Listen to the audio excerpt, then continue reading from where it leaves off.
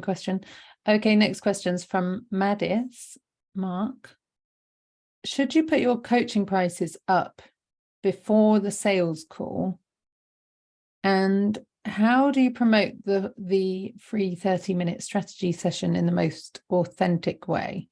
Many businesses seem to hide that it's actually a sales call, and people might not trust or take it seriously anymore. Is it better to tell them up front that there is going to be an offer, but only if they want to hear it? Okay, great. So 2 questions. One is about the price. Well, first of all, I think this question might be better if we take the word should out of it. You know, there's no moral dictates on this stuff. But it's good to wonder about, do we share the price up front? I personally do. I would rather have that price be up front, because I don't want to talk with somebody who just definitely can't afford, you know, the thing. Now, I know if somebody was very motivated, they might actually be able to generate more money than they might initially think. There might be a sticker shock. And still, personally, I would just rather have it up there. That's one. But everybody has a different opinion. I've got, different colleagues who have different takes on this. And I can see the case to be made on the other side, where it's just until there's been a real conversation and people are sort of connected to the cost of these things, that price might not be held in the proper context. If they're not really realizing the cost of their behaviors or not doing it, they look at the price one way, but if they have been soberly brought to look at that, it might actually seem pretty cheap.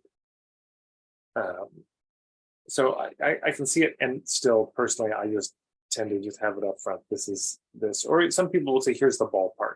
The price will be somewhere in this range. And I would use that as a filter myself, is the price is in this range, and if that's too much, then yeah. So that's the first thing. The second thing is also on this question of how upfront do we be, is right. It's a strategy session, and you can see the trouble here is these things get framed as a strategy session, but then what's really happening is it's a sales call. I mean, I remember being at one of Tony Robbins' events, and he's like, hey, and there was this team, they were helping out at the event. They were called the MUST team, MUST. And the kind of framing around it was like, that we change when things go from being a should to a must. And I sat there and I was thinking about it, and I looked at one of the people who was on that team. I said, Mastery University sales team. And he looked shocked. He looked surprised, like I busted them. And he's like, oh, yeah, but don't tell people. Right? So that's what they really were. They were the sales team. That was their job, was to sell people into the advanced program. I'm not saying they didn't also help people, but that was the bottom line. So I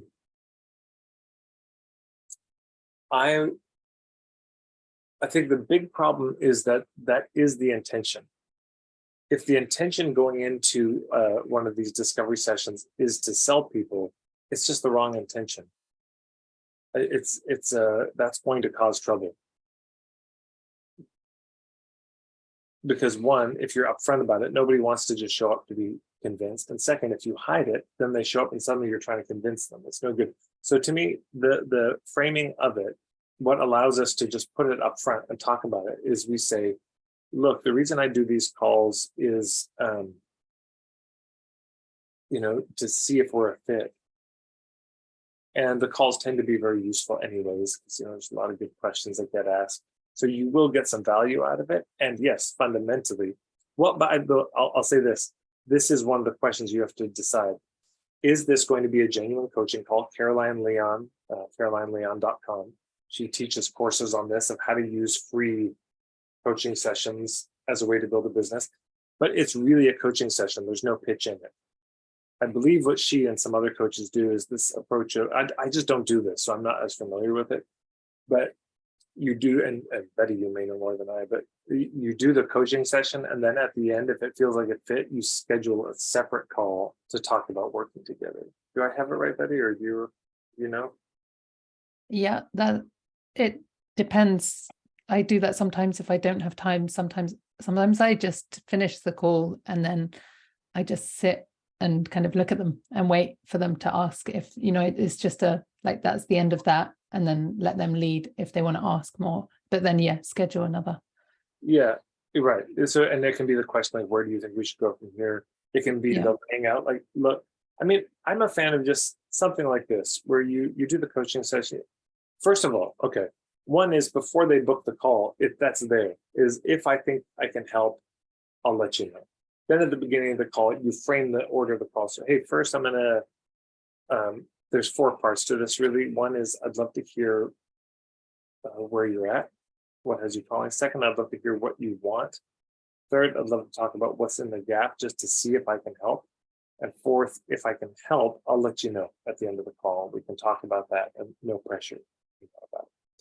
So you can just lay out what's about to come. Then at the end of the call, you say, so, okay, based on what I'm hearing, here's how I think I might be able to help. And then you just be honest about it is the thing. You be honest about what you think they need and if you can help. The honest truth might be, you're fine. Don't worry about this. This is just, you're spinning out and you're actually okay. You don't need to hire anybody. That could be the truth. The truth could be, based on what you're saying, this would just take a couple sessions with somebody. I'm happy to help, but this is like a 2-session deal. And the truth might be, this is the next 3 years of your life once a week. That's what we're talking about here to really correct this. This is going to be a lot of work. They're all equally true. There's nothing like, but the trouble is, I think when we tend to collapse, which most of the people in my clientele tend to do, it's very easy to say those first 2 things. You don't need me. That's easy to say. And that feels very honest. But we have a harder time saying the other thing. So the thing that makes it easier is we say, look, here's what I think is needed. So whether or not you hire me, based on what you're saying, here's what's needed. But you can see if in order to give a proper prescription at the end of what you think is needed, you have to do good diagnosis during the call, which changes the nature of it. Because if you're asking the questions, where are you? What do you want? So you can get the pain and the pleasure, the carrot and the stick to, beat them with and stab them with and entice them with, then you're asking the questions from the wrong place. But if you're asking the questions genuinely from, can I help this person? Am I a fit for them? And that's the nature of your question. You'll have some sense at the end. And then you say, so look, here's what I think is needed, whether you get it from me or anybody else. Here's how I can help. These are some of the options. 1, 2, 3, 4, or 3. I wouldn't give more than 3 options, but you probably just tell them, here's the thing I think would be most helpful. Where do you think we should go from here? And you can just turn it over to them.